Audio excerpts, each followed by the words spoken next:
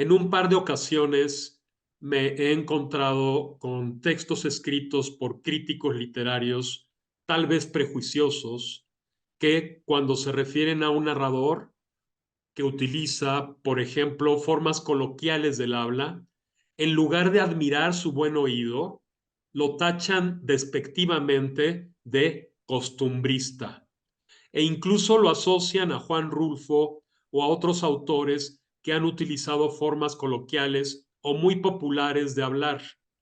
Si decimos o escribimos, ahí está el señor o entonces no llegó, representamos un habla y una clase social o quizá nos referimos a un contexto específico, sea rural o muy coloquial.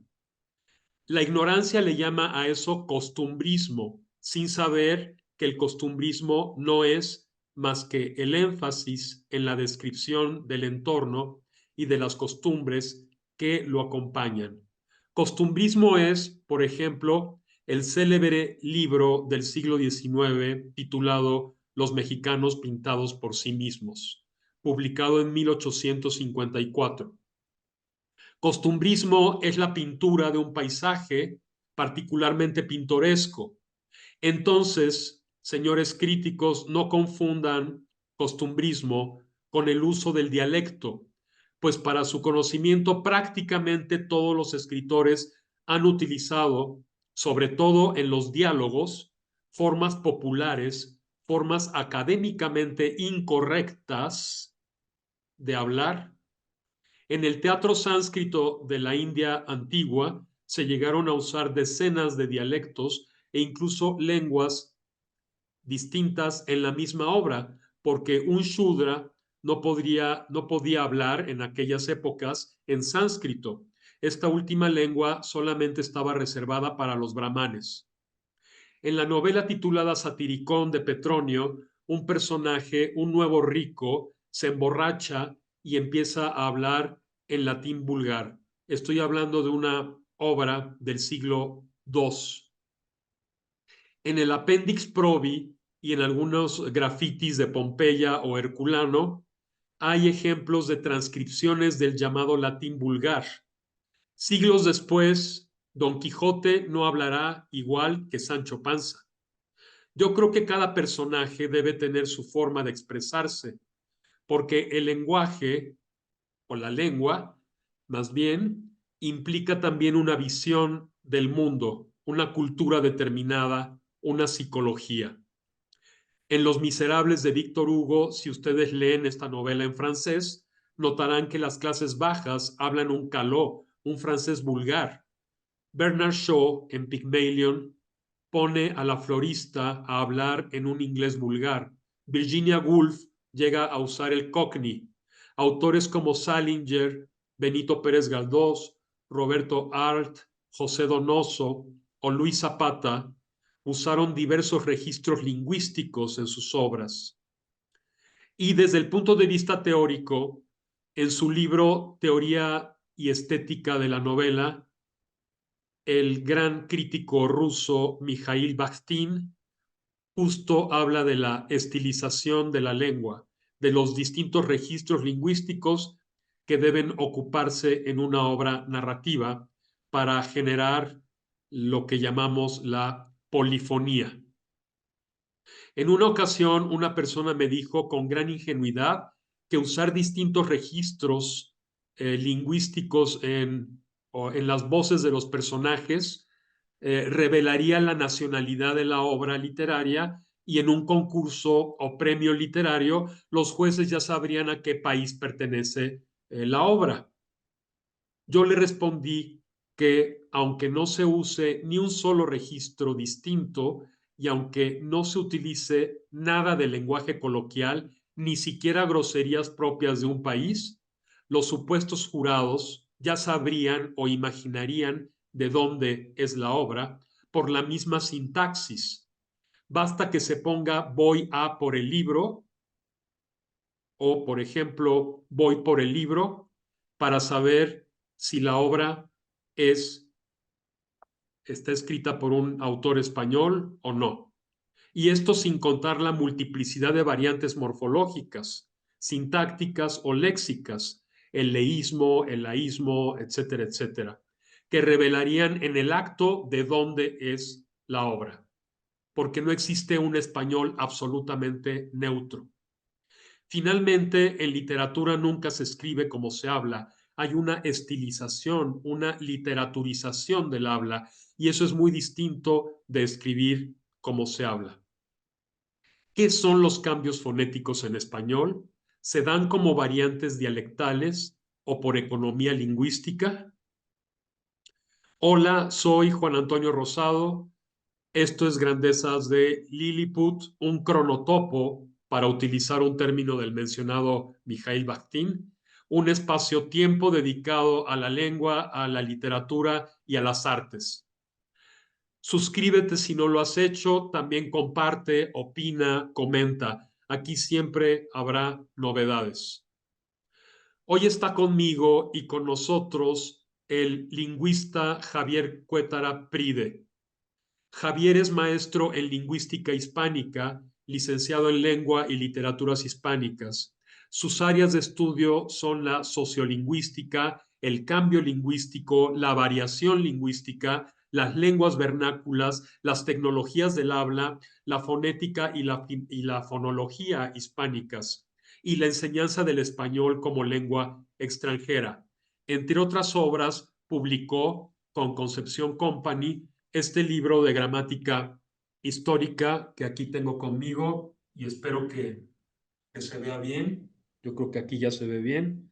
Es un manual de gramática histórica muy útil para los interesados, por ejemplo, en la filología.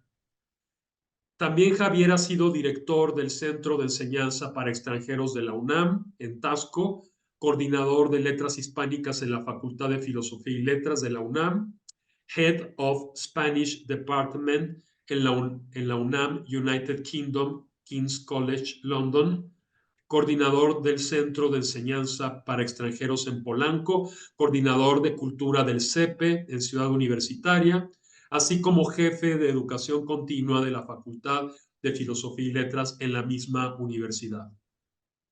Javier, muchísimas gracias por aceptar esta invitación para hablar de tus investigaciones en torno a los cambios fonéticos del español, particularmente en México, partiendo de la distinción entre lengua y habla y por lo tanto entre fonética y fonología.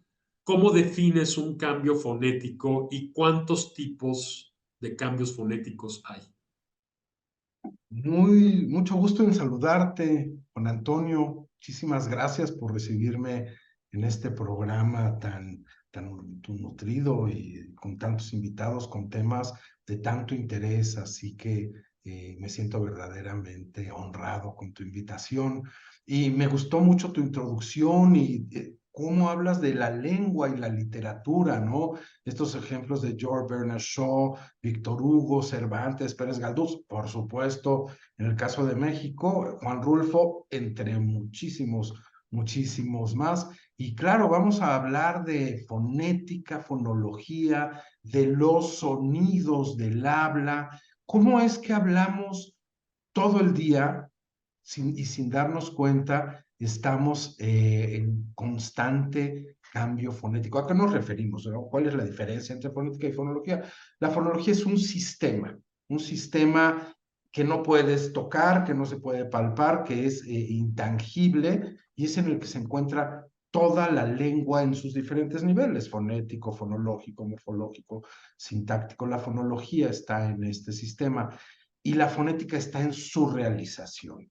Entonces, claro, hay una manera, por decirlo en términos muy generales, ideal, en sistema de decir una palabra, pero en el habla se lleva a cabo de muchas formas. Un ejemplo, hay muchísimos, pero uno que queda muy claro es entonces.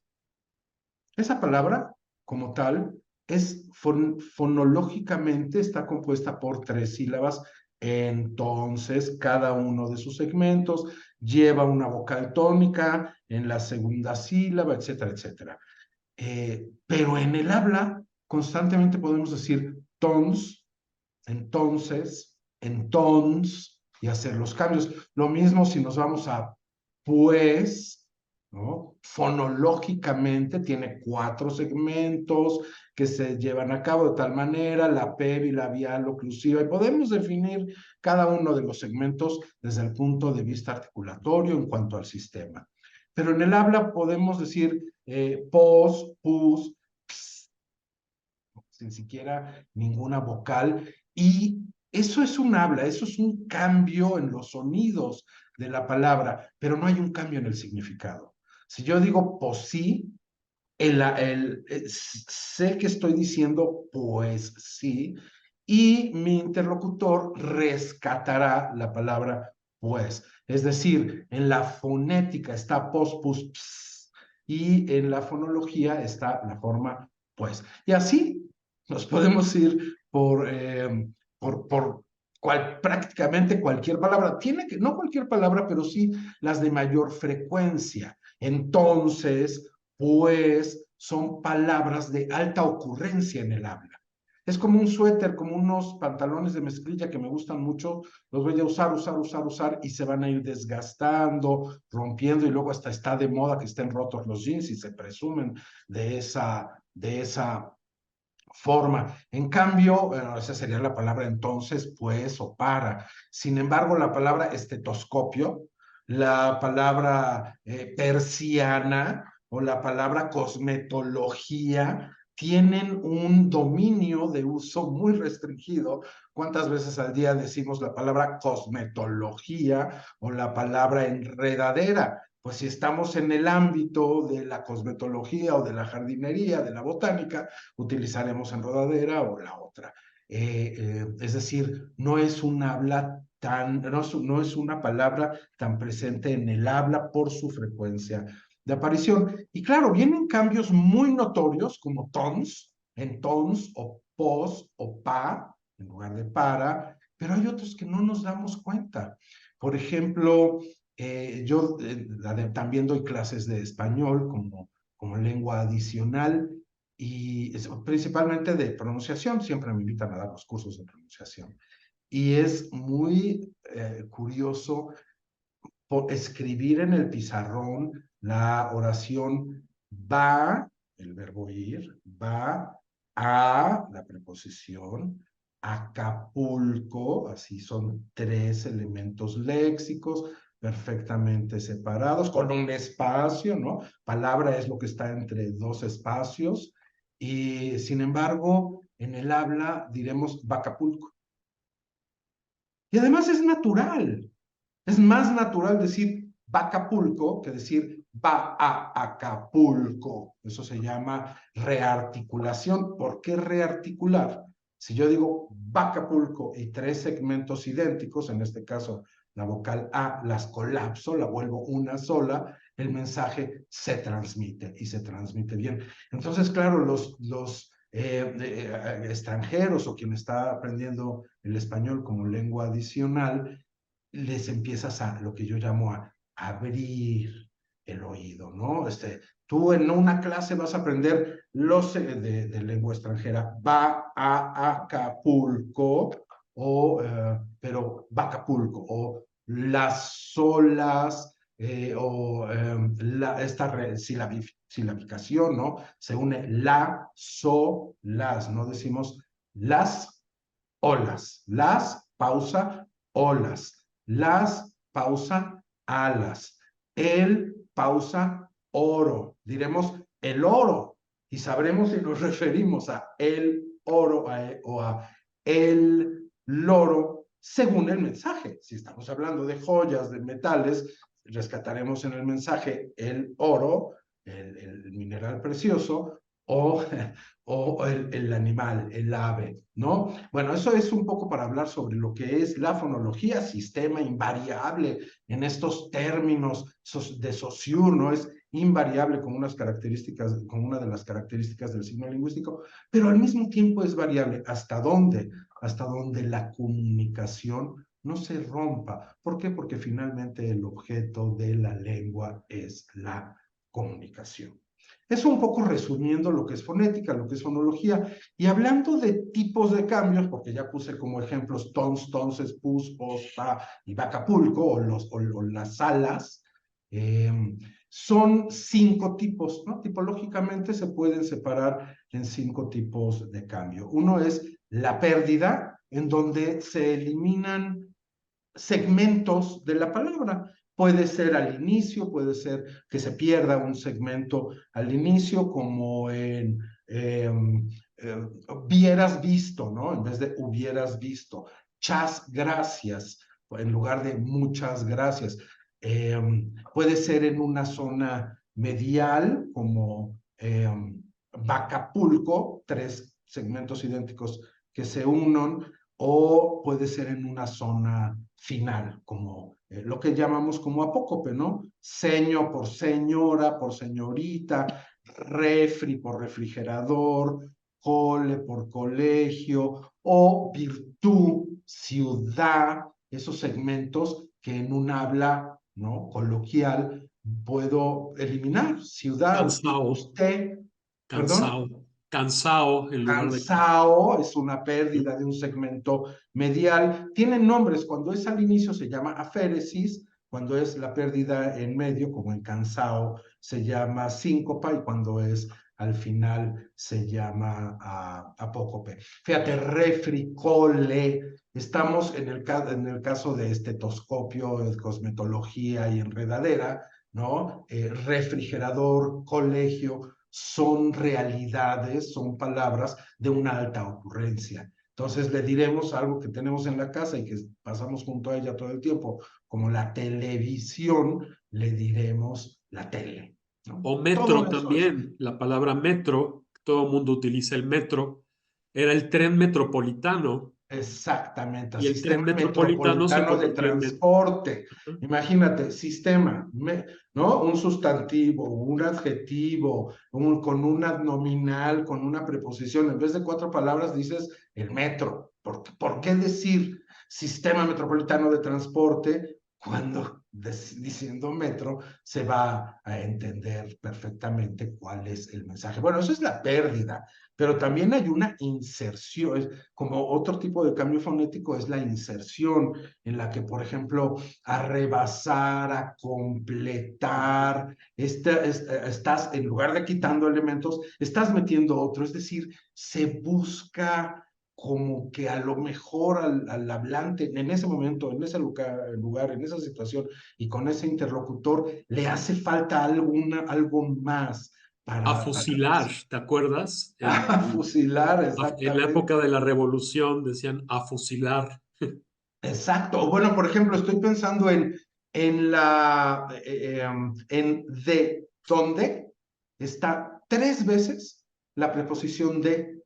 Mm. Tenemos primero un de latín, donde ya está un de, donde ya está la preposición, y luego ponen la de un de ahí viene donde, y luego de donde, es decir, también ocurre que los cambios fonéticos a lo largo del tiempo, dijimos que el sistema es inmutable, pero a lo largo de los siglos y miles de años va sufriendo modificaciones conforme al uso de los hablantes. Cuando se pierde forma, de repente necesita más forma, ¿no? Tienes un de, pero en un de, en su momento, el pensar en la procedencia se pierde, porque además esta partícula de está al final del elemento léxico, entonces la vuelven a poner de un de, se reducen donde, y donde queda como una localidad donde ya no encuentras otra vez, se desdibuja, se pierde el sentido de direccionalidad hacia procedencia, sería más bien, y vuelves a meter la preposición de para señalar la procedencia y no haya anfibología y quede clarísimo que es de donde. Entonces, en ese sentido, es un juego en el que el hablante pues, va adaptando su habla conforme a las necesidades de expresión. Estaba con ejemplos de inserción y tengo muchísimos que he sacado bueno, ahora como todo el mundo escribe mensajes y correos, de allí hay unas muestras porque es algo de todos los días. Tenemos, por ejemplo, una inserción al inicio. Cuando tomamos una palabra extranjera, que empieza con S más otra consonante, invariablemente le agregamos una E, escáner, ¿no? En inglés, que es la palabra original, scanner, stop. Nosotros, como esa estructura silábica, esa combinación fónica, no existe, no es propia de la lengua española, automáticamente le insertamos una E al inicio, eso se llama prótesis, y lo curioso es que los cambios fonéticos ni son nuevos, ni son para sancionarlos, sabemos de qué estamos hablando, porque han sido los que de hecho han generado las nuevas formas y los cambios a la lengua. Esta E que insertamos es la que generó estrella de stella, espejo de speculum y así, ¿no? Eso es entonces, tenemos que los sonidos se pierden, los sonidos se agregan, se pueden meter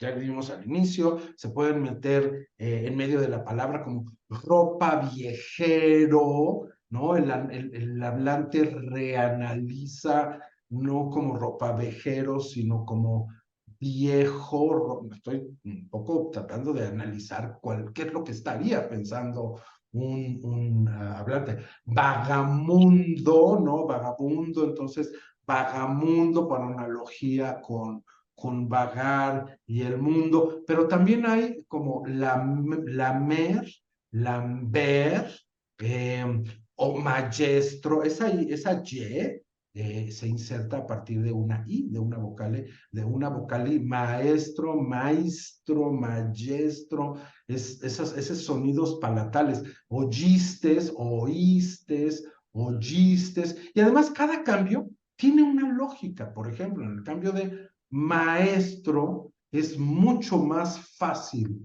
decir una estructura silábica consonante vocal, ma consonante vocal, es vocal consonante, tro consonante consonante vocal. Entonces, maestro, maestro. Y hago una sílaba con un ataque consonántico, que es lo natural. En lo que estoy utilizando, los términos que estoy utilizando, nadie se los tiene que aprender de memoria, es simplemente comprender lo que son los cambios. Luego hay otros, tres tipos de cambios, llamamos dos: pérdida, inserción, tenemos el reordenamiento, que es puede ser de manera contigua, de distancia, el cambio de los elementos dentro de la palabra, murciégalo, graviel, corcholata, este tipo de cosas se llama también metátesis. Metátesis. Es decir, ahora el cambio. O luego cambios que se llama asimilación. Bacapulco se llama asimilación. Se están asimilando los sonidos. O disimilación, por ejemplo, algo similar como en maestro, teatro, teatro. Es más natural, es más fácil articular el diptongo en teatro que decir un hiato en teatro, ¿no? Entonces, los hablantes hablan con una lógica, claro, desde el punto de vista descriptivo, ¿eh? Y no quiere decir que no apoye lo normativo, sí lo apoyo, no podemos vivir en la anarquía, por supuesto, sino que mencionabas al principio las variantes sociales, ¿no? Esto está inmerso en cuestiones sociolingüísticas. Nosotros vamos a adaptar nuestra habla a la situación y no voy a hablar de la misma manera si estoy jugando, pues no sé, un juego de mesa, lotería o parchís con mis amigos, o si estoy pues dando una cátedra en la universidad, ¿no? Eso es lo que se llama diafasia, como los hablantes vamos a adaptar, a modificar, pues eso, Nuestro registro. nuestro registro conforme a la situación, al momento. Entonces va a haber cambios de acuerdo a la variante diatópica, va a haber cambios de acuerdo a la variante social, ¿no? Y va a haber cambios de acuerdo al momento en el que estoy haciendo esto. Tengo unas muestras que he coleccionado de texto escrito, como va a haber pollo, así, va a haber, y bueno, ¿qué te puedo yo decir? Centenares, que además cuando doy este tema como un tema de clase en la Facultad de Filosofía y Letras, en los cursos de lingüística, pues a los estudiantes les resulta muy claro, ¿no? Comprender todo lo que son estos cambios fonéticos. Muy bien, sí, entonces sabemos ya la diferencia entre fonética y fonología. Este último término, fonología, me parece acuñado por Trubetskoy, eh, que fue el que hizo su primer libro, ¿no? Sobre la fonología. Sin embargo, me he encontrado con textos y con gente también, entre ellos un libro de texto de hace muchísimos años, que confunde sonido con fonema. El fonema pertenece a la fonología, mientras que el sonido es la realización. Realizar significa hacer real algo, realizar.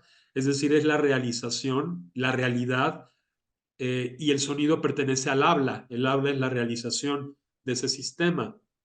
Entonces, el sonido pertenecería a la fonética, el fonema a la fonología. ¿Puedes explicarnos las diferencias más bien? Ya las explicaste entre fonética y fonología, pero más bien podemos hablar de cambio fonológico porque, digamos, de lo que nos estás hablando es del cambio fonético en el habla, en el nivel del habla, pero Saussure sí era de los que pensaban que era inamovible. Evidentemente, el sistema se puede alterar, se puede ir alterando, es decir, no es tan inamovible. ¿Habría cambio fonológico? Sí, claro que lo hay. Bueno, como ya diferenciamos lo que es la fonética, la realización de la fonología, el sistema, la unidad de estudio se llama fonema para la fonología y alófono para la fonética, es decir, un alófono es un cambio. Y de hecho, pues efectivamente, todo lo que estuve hablando hace poco, salvo algunos ejemplos como speculum y etcétera, son muestras de cambio sincrónico en un momento determinado. A nivel de cambio diacrónico, es decir, cambio fonológico, sí lo hay. Y de hecho, Saussure menciona, el signo lingüístico es inmutable, pero al mismo tiempo mutable en el tiempo. Lo mismo ocurre eh, con la lengua. Para seguir en el nivel fonético-fonológico, tenemos tres tipos de cambio fonológico. Los otros cinco que vimos son fonéticos. Y el cambio fonológico es fonologización, ese es uno, que es la aparición de un fonema. Por ejemplo, si tú el español actual y todas sus variantes en América, en Europa, tenemos un sonido, un alófono, un fonema, que es la ñ de piña, caña y peña. Esa nasal palatal es la ñ. Pero viene del latín al español y en el latín no existía ese fonema. Entonces, ¿cómo es que aparece? Se llama fonologización, aparición de un contraste, y dices, muy bien, ¿de dónde procede esa ñ? Procede de varios casos fonéticos que ocurrieron en el latín. Porque yo siempre digo, a ver, que los señores romanos eran unos aburridos que solamente escribían discursos o poemas muy rebuscados. Pues no, comían, dormían, se peleaban, amaban, se odiaban, se insultaban, hacían juegos de mesa y juegos y deportes. Entonces, también el latín tuvo un cambio, ¿no? Entonces, viene de una doble N, de una GN, de una NG. Eso es fonologización. El Aparece. fenómeno Jod, lo que se llama el fenómeno Jod, La yo, es la palatalización de la N. exactamente. Por la N con una yod, así es. Como canea, ¿no? Fíjate, muy buen ejemplo. porque este de Canea es igual, es idéntico a teatro, es idéntico. Si yo digo, lo que hacemos hoy en día como hablantes de lengua española, lo hacían los romanos hace 2000 años, es lo mismo, es más fácil. Winea, Javier, el winea da viña Exactamente, y de exacto. viña.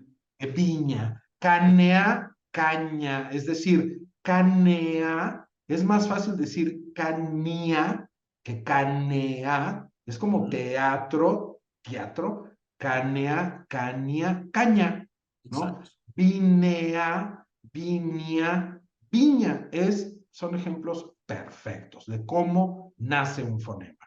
Luego, puede ocurrir que un fonema desaparezca. Por ejemplo, tenemos la palabra hermoso, hombre, no, perdón, muchas Hombre, palabras en español, hermano, hijo, fabulare, hablar, hablar. hablar, que Ajá. vienen de una F latina. ¿Qué pasó con esa F? Fablar, fabulare, fabulare genera hablar. Formica, hormiga. Ujú. Forno, horno. Entonces, esa F desapareció. ¿No? Esa F primero se aspiró en la época para el castellano medieval, sería una aspiración. Forno, horno, horno, horno. Formica, hormica, hormiga.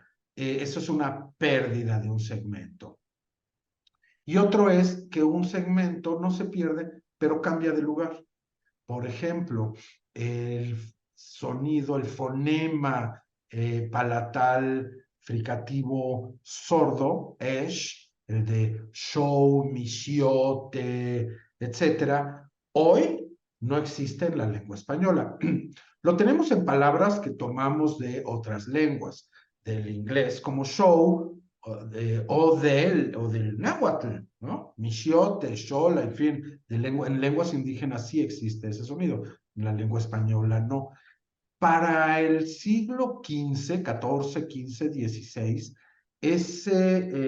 sí existía y se decía cuando el fisho, fisha, ¿no? Fisha, México. llegan los europeos a esta parte del mundo y les dicen que este lugar se llama México y lo escriben con X, porque con la letra X era la manera como se escribía este sonido sh. Entonces escriben México con X. Sin embargo, ese sonido se modificó, evolucionó a otra zona de la cavidad bucal, que es una zona más trasera, y se volvió una ja. Hijo, um, en fin, México. todas estas, México, por eso decimos México, porque evoluciona esta esh en una ja de México a México. Y eso es el cambio fonológico, es decir, el cambio que se genera a lo largo de decenas de años, de centenas de años y de miles de años. Esto no es de un día para otro. Pueden ser modas, modas. Ahorita está la moda para hablar de un cambio de moda, en ponerle una S final a las palabras para hacer un afectivo amiguis, primis, o como un amortiguador, ¿no? Estás muy flaquis, por no Sí. decir te ves mal porque estás tan delgado. Pues claro, la gente que piense eso. Es decir, esa S afectiva es como una moda ahorita, que ¿qué puede pasar? Puede permanecer y generar nuevas formas o puede volverse una forma y desaparecer con el tiempo. Si se contagia, viene, ahora está en la etapa de innovación. Si se contagia y todo mundo lo imita, entonces viene una etapa de transición. Y si ya todo mundo, si ya pasa a la norma, pues viene la normalización, ¿verdad? Eso es, lo acabas de resumir perfectamente bien. Sí, y bueno, obviamente los cambios fonéticos no se dan de manera pareja o se dan igual en todas las regiones hispanohablantes, ni en Así todas las es. capas sociales, aunque a mí me gusta hablar más de clases culturales que de clases sociales, pero bueno, eso ya es otra cuestión. Este concepto para mí implica una cuestión que tiene que ver con la educación, ¿verdad? De las personas, de su grado de culturalización o de Grado cultura de académica, estudios. podríamos decir, perdón. Grado de estudios o también qué tanto se han movido en diferentes registros. Si yo, que soy un hablante de la lengua española, somos muchos millones, que no he salido mucho de mi núcleo, hablaré muy como esa localidad. En cambio, si he leído, si he viajado, si tengo amigos, eso es ahora hoy en día y con los medios de comunicación, o prendiendo la televisión o el radio, puedes escuchar variantes de cualquier registro y localidad del mundo hispanohablante, eso es cierto. ¿Y a qué zona te has dedicado más en tus investigaciones de los cambios fonéticos? Mira, podría decir que en general es de mi interés los cambios fonéticos en todos sus niveles, ¿no? Como dije, diatópicos, me gusta más ese término que dialecto. Dialecto es un término como para mucha discusión. Em, pero creo que sin duda lo que más he trabajado es la variante mexicana. La variante mexicana en general, me gusta mucho estos estudios de variantes diatópicas. Entonces, las he estudiado, las clasificaciones que se han hecho, que todavía los críticos no, y los teóricos no se ponen de acuerdo en cómo dividir las zonas dialectales de nuestro país. Y la variante, obviamente, que más he estudiado es la del centro del país, ¿no? Una que abarca pues un radio muy, muy amplio de la República ¿Y qué Mexicana. opinas de los estudios de dialectología que hizo, pues, tal vez también fue maestro tuyo, fue maestro mío, Juan Miguel López Blanch? Él hizo estudios de dialectología de las distintas formas de hablar de México. ¿Crees que ya son obsoletos esos estudios? No, para nada. Vamos a ver, creo que es muy importante estar actualizado, conocer. Ahora, ¿qué hay para fonética? Herramientas digitales para hacer estudios finísimos sobre fonética. Tenemos grabadoras, espectrogramas, oscilogramas. Podemos editar texto, así como se edita un texto, perdón, editar audio. Eh, son muy importantes todos los nuevos modelos, optimalidad, en fin, todo lo nuevo está bien, pero los estudios clásicos, y entre los clásicos, todos los estudios del doctor López Blanc, que fue mi profesor de filología ile tempore, eh, pues no pierden su vigencia. Bueno, hay muchos, y de hecho me gusta leerlos. Y estar leyendo también una manera de estudiar, de investigar, de analizar la lengua en las diferentes décadas en que él trabajó, que fueron muchas. Hay un trabajo que mis estudiantes de la licenciatura todavía leen, las vocales caedizas. Es un estudio de gran relevancia.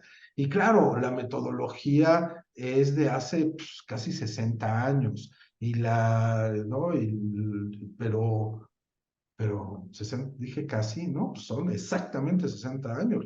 Lo hizo, creo que se me falla la memoria, en el 63, 64, 63-64. Entonces son 60 años y sigue vigente. Claro, tenemos a Julio Serrano que hace un estudio similar y lo actualiza décadas después, ¿no? Ya en este milenio. Entonces estamos viendo el mismo fenómeno analizado de otra forma, pero no pierde vigencia. Bueno, vamos a ver, mencionaste a Lope Blanc, bueno, yo dije Lope Blanc, porque es como se pronunciaría en catalán, pero es el maestro Lope Blanc. Este, Tomás Navarro Tomás, Bueno, su, viejísimo. su manual de pronunciación española tiene más de 100 años. Sí, Es, si no me falla la memoria, de 1918, por ahí. casi seguro que sí, y es la base, es una base que no podemos obviar, porque don Tomás Navarro Tomás hace más de 100 años estaba haciendo cosas que hoy muchos lingüistas, muchos colegas, muchas colegas, parece que están descubriendo el hilo negro, cuando eso ya se dijo hace 100 años. Claro, claro. Y hay un tema interesante. que es el dialecto del español llamado Spanglish. Hay incluso una traducción del Quijote al Spanglish. No sé si haya más, yo conozco una.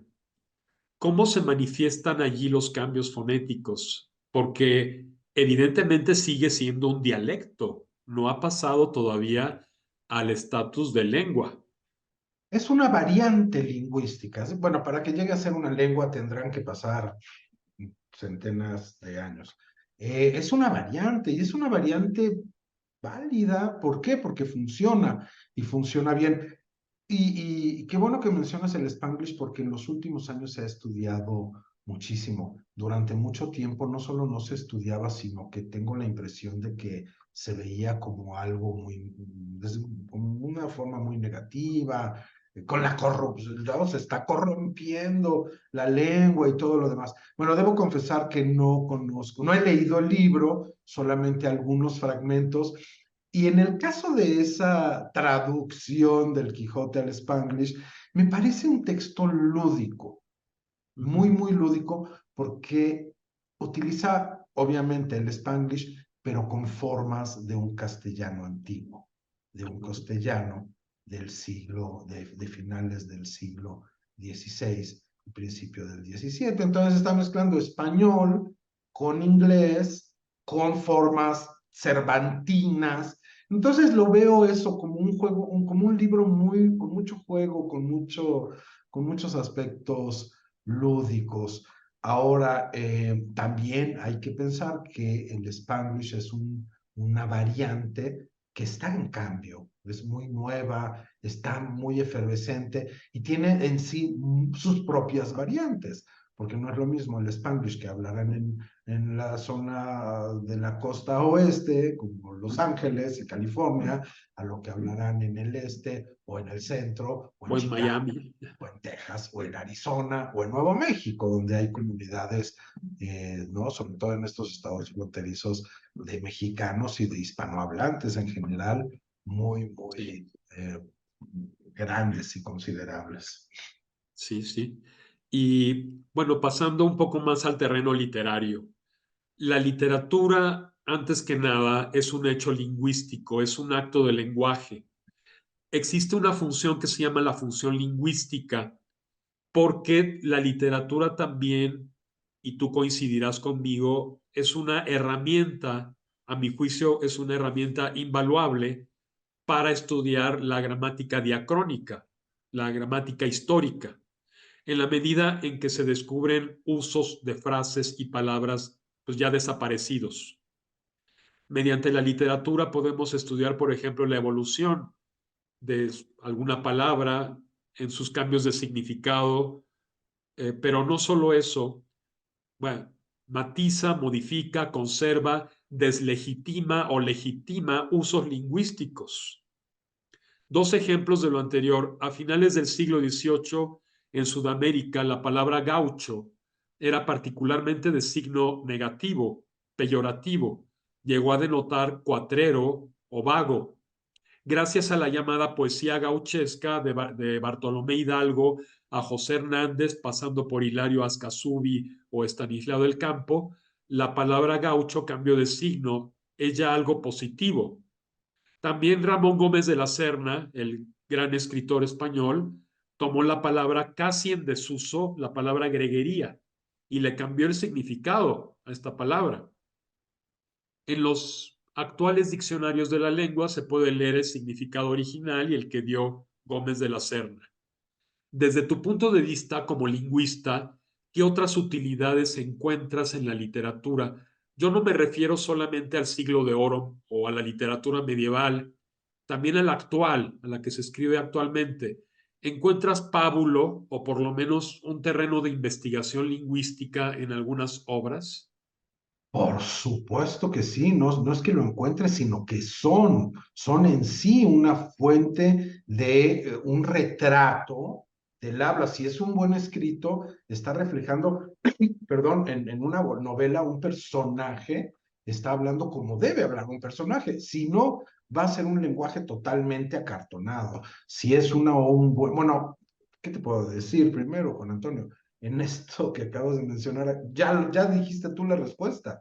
Acabas de resumir perfectamente bien qué es lo que ocurre y cómo ocurre. En mi opinión, la literatura, y también estoy seguro que coincidirás conmigo, puede ser, por no decir, debe ser, una variante lingüística en sus aspectos diatópica, diastrática, diafásica, tanto sincrónica, es decir, en un momento dado, como diacrónicamente, una historia de la lengua, y da cuenta de la historia de la lengua, y es una historia del texto en sí. Mencionaste al principio al Quijote. Don Alonso Quijano habla como Don Alonso Quijano y Sancho Panza habla como Sancho Panza. Y vamos, ¿qué tal que te ponga en la mesa no solamente la literatura, sino la canción popular? Imagínate que los personajes de las canciones de Chava Flores, ¿verdad? No hablaran como hablan los personajes de las canciones de Chava Flores, que tienen muestras como Aiga usted y bueno, tengo de aquí la ingrata pérgida, por favor. No es es la ingrata pérgida, no otra burlábase, andaban, burlábates, andábates, esta modificación en el verbo, el cambio en la tonicidad de las sílabas también es un cambio fonética, ¿no? Cambio fonético, usates, para mí esa S, que entra, vistes, comiste, saliste, hablaste, y no me invitaste, ¿no? Esa S que es muy analógica, que tienen muchísimos hablantes, que creo que hay zonas dialectales donde está creciendo o es ya la norma, lo regular, para sorpresa de muchos, en muchas zonas de España, pues a ver, si la segunda persona del singular, es decir, el pronombre tú, en todos sus tiempos verbales termina con S, comes, comerás, habrás comido, comerías, siempre tienes esa S, siempre, siempre, siempre para la segunda persona del singular, salvo en un tiempo, que es el pretérito simple. Ajá. Pues es bastante lógico ponerle la S, ¿no? Si lo vemos descriptivamente, lo vamos a sancionar o no. Las canciones de Antonio Aguilar, La Chancla, échale un quinto al piano, ¿cómo las vas a concebir si no están retratando el habla popular en su momento? Bueno, las canciones de Cricri, ¿no? Y así, la literatura, la poesía, la novela, el cuento, la canción popular, están reflejando precisamente, pues, el habla. Definitivamente existe la fragmentación lingüística en español.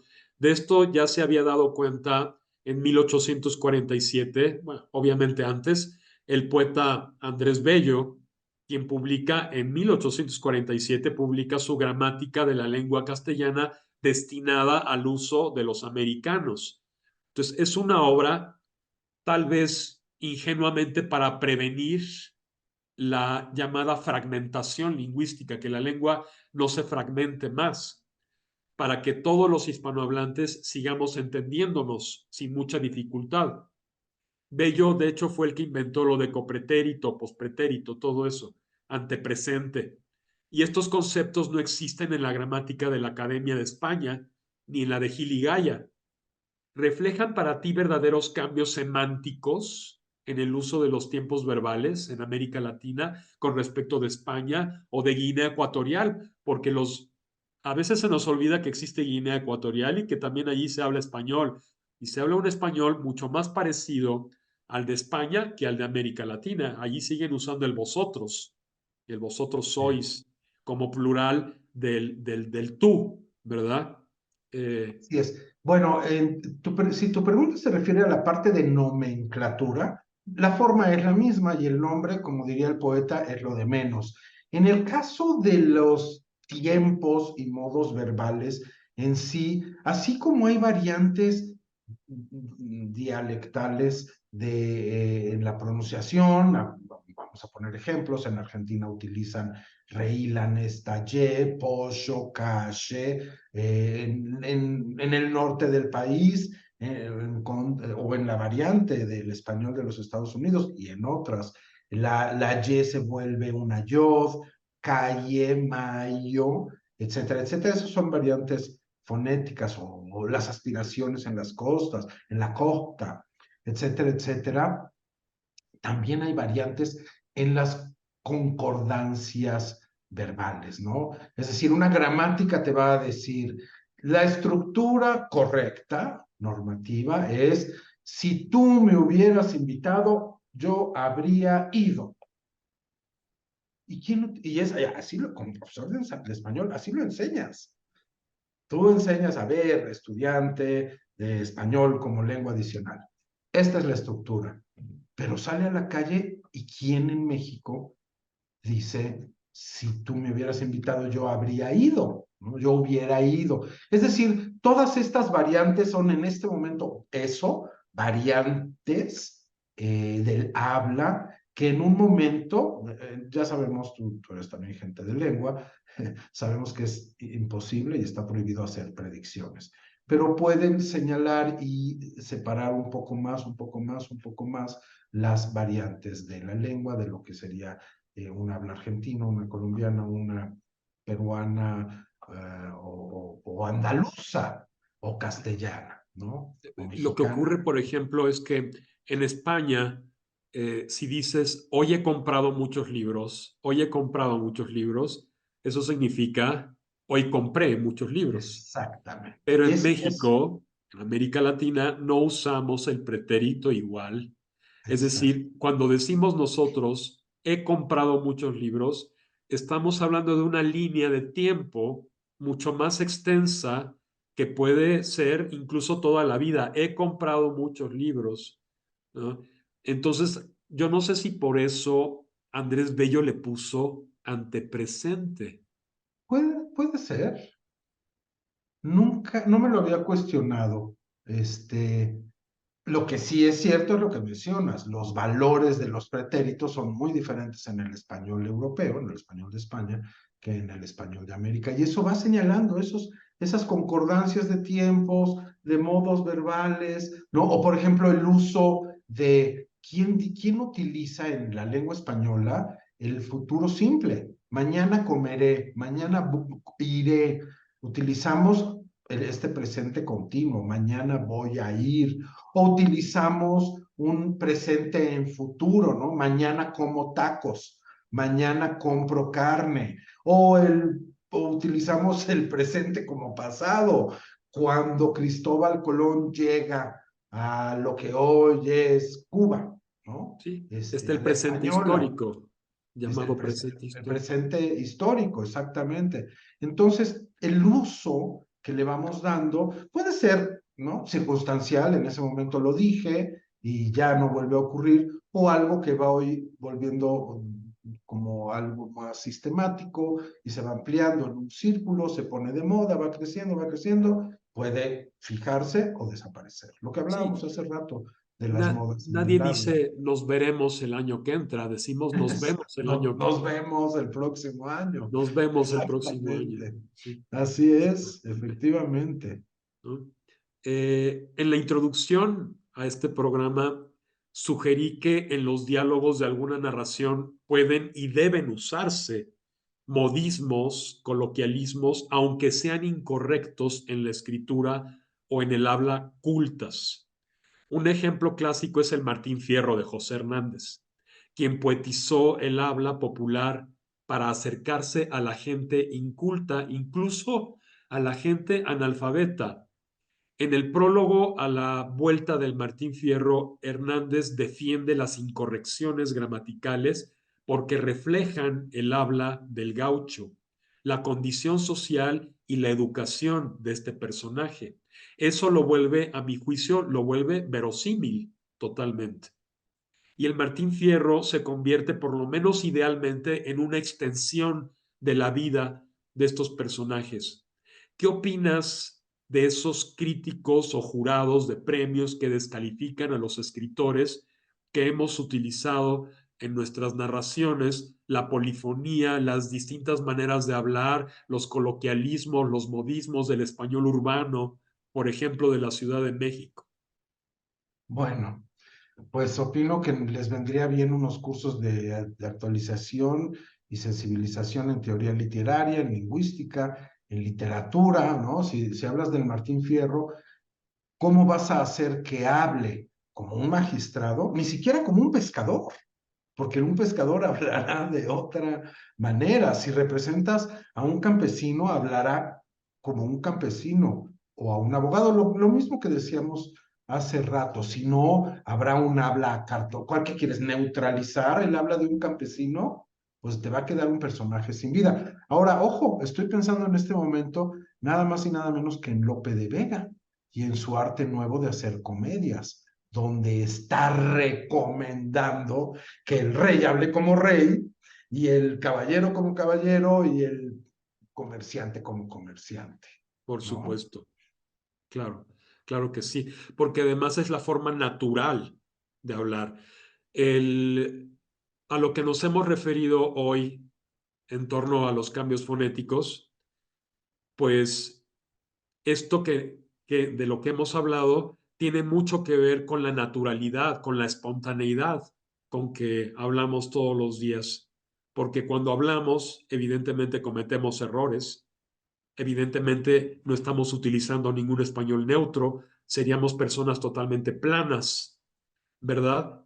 Entonces, es la naturalidad. ¿Tú crees que en mayor medida esto se deba a la economía lingüística, En a muy ese buena plurito medida. de, Sí, en buena, sí, ¿verdad? sí, perdón por interrumpirte. Efectivamente, lo está respondiendo tú. Se debe a una facilidad articulatoria. Volvamos otra vez al ejemplo de teatro. Es más fácil articular un diptongo que un hiato. Es más fácil teatro que teatro. Sin embargo, la norma te dice, no, es un hiato y debes pronunciarlo teatro. ¿Quién dice voy al teatro? Trabajo en el teatro. ¿Qué onda? ¿Cómo te fue el otro día en el teatro? ¿No? O O sea, contemporáneo. ¿Quién dice exacto. contemporáneo? Decimos El contemporáneo. aeropuerto, ¿no? Con una palabra con dos hiatos, aeropuerto.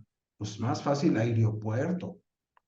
Sí, sí. Ojo, en este momento tú y yo al hablar estamos poniendo como si estuviéramos en un laboratorio, estamos analizando la lengua y poniendo el teatro bajo la óptica lo estamos viendo con un microscopio. Y, ay, ¿cómo es que estas personas de letras de la Universidad Nacional Autónoma de México aceptan la forma teatro? Hay que escucharse y se darán cuenta que cuando hablan dicen teatro y no dicen teatro. Ahora, si quieren hablar bien, pues que digan teatro y que hablen bien Porque siempre. la escritura, perdón por la escritura es más conservadora, ¿verdad? Eso es un hecho. Además, la lengua escrita y la lengua hablada son dos cosas diferentes. Es decir, no hay un español, hay muchos españoles, una lengua española, hay muchas lenguas españolas. Yo no hablo mi español, yo hablo de muchas maneras. Ya lo decíamos, voy a hablar de una forma si estoy aquí o con quién, entiendo, con quién, en dónde y haciendo qué. ¿No? Y de dónde soy y todo mi bagaje cultural. Por ejemplo, acabo de estar en España hace poco y en España utilizo el he comido, he ido. ¿Por qué?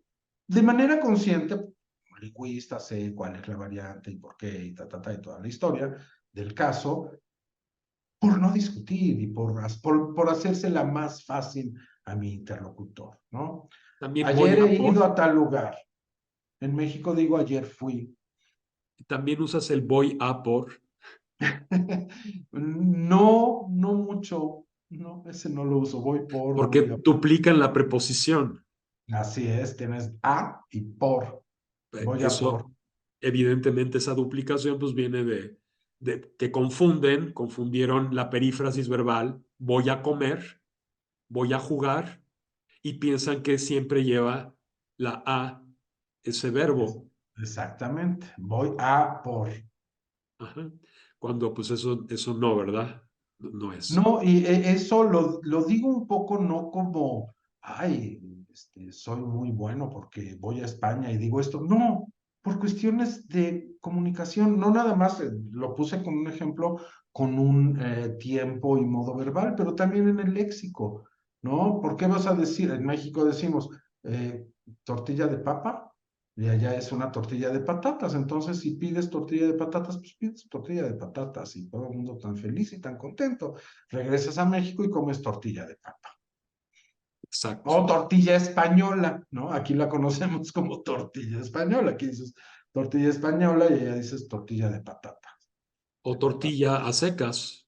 O Una tortilla. tortilla. Ujú. Exacto. Y el referente es diferente, ¿no? Bueno, muy buen ejemplo. Tortilla, nuestra tortilla, pues es como nosotros le llamamos, bueno, nosotros como le llamaron los europeos a este alimento, ¿no? Mm, Tlaxcali, que viene de torta, tortilla, ¿no? Por analogía, es redonda, es un alimento, torta, tortilla.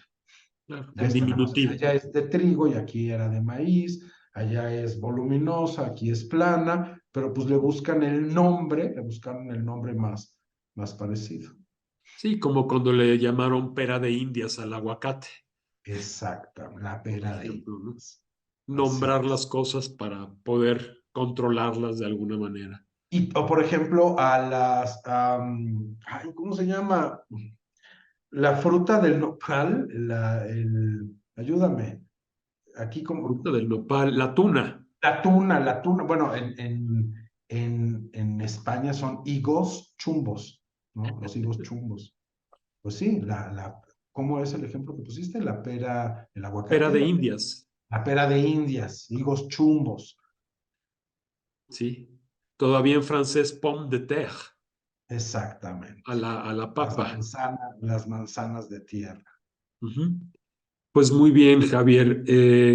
Muchísimas gracias por esta conversación tan interesante.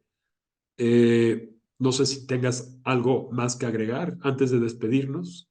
Pues nada más, creo que ha sido una charla, un diálogo muy interesante, ¿no? Dirigido a todo público y agradecerte de nuevo que hayas pensado en mí. Ya dialogaremos sobre otros temas. Claro que sí, Javier. Me encantará que hablemos sobre otros temas. Pues muchas gracias. Reitero mi agradecimiento por tu tiempo, por tu presencia. Muchas gracias a ustedes también por escucharnos y o por mirarnos o por las dos cosas. Y pues hasta pronto.